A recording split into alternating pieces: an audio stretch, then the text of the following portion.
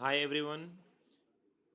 In the last class we discussed meaning of e-commerce and scope of e-business. ई-बिजनेस के हमने scopes में दो points पढ़े थे, B to B business to business and B to C business to customer. आज हम third point पढ़ने वाले हैं, intra B commerce. Within business commerce under it, the parties involved in the electronic transactions are the two departments of same business.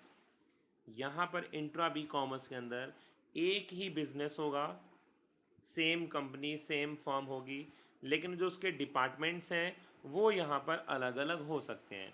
जैसे एक ही company या एक ही business के अंदर बहुत सारे डिपार्टमेंट होते हैं, आपको पता ही है। मार्केटिंग का डिपार्टमेंट होता है, प्रोडक्शन का डिपार्टमेंट होता है, सेलिंग का डिपार्टमेंट होता है, कॉस्ट का डिपार्टमेंट होता है। तो इस तरह से इन दो जो डिपार्टमेंट्स हैं इनके बीच में जो भी ट्रांजेक्शन्स होती हैं, ऑनलाइन ट्रांजेक्शन होती है, इनके बीच में रिकॉर्ड्स होते हैं, उन सभी को हम इंट्रा बी कॉमर्स कहते हैं। आइए एग्जांपल देखते हैं। For example, through internet it is possible for the marketing department to interact constantly with the production department and get the customise goods made as per the requirement of customers.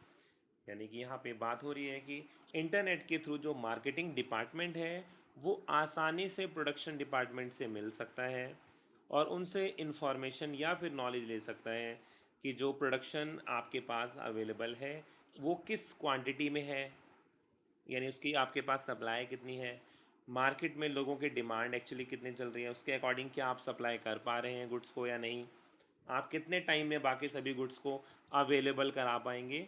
ये सारी चीज़ें intra B commerce में आसानी से internet के through जानी जा सकती है और इन सब चीज़ों के बारे में आपस में लिंक किया जा सकता है। नेक्स्ट देखते हैं, इसका जो फोर्थ है वो है C to C, customer to customer, customer to customer commerce. Under it both the parties involved in electronic transaction are customers। यहाँ पर जो दोनों पार्टीज़ होंगी वो कैसे होंगी, आपस में दोनों कस्टमर्स होंगी। It is required for the buying and selling of those goods which there are no established markets. For example, selling old car through internet.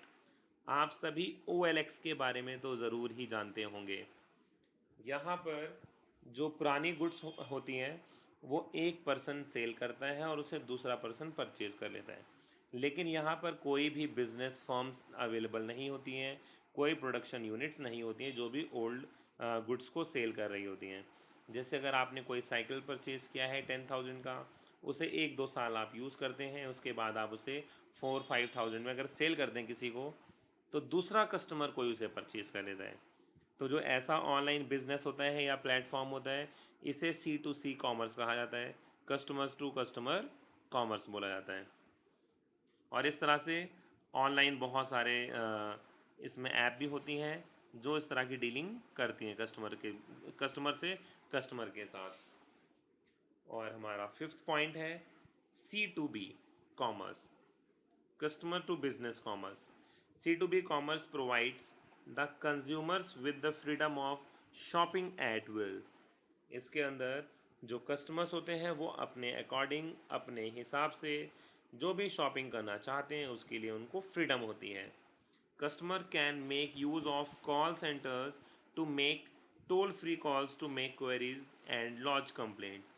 यहाँ पर जो कस्टमर्स होते हैं वो उस बिज़नेस से रिलेटेड किसी प्रोडक्ट के बारे में या किसी भी कंप्लेंट को वो आसानी से कॉल सेंटर्स के थ्रू कोई भी कंप्लेंट डाल सकते हैं, या फिर कोई भी इंफॉर्मेशन अगर चाहिए हो, कुछ क्वेश्चंस पूछने हो, तो वो आसानी से यहाँ पर उन क्वेश्चंस को पूछ सकते हैं।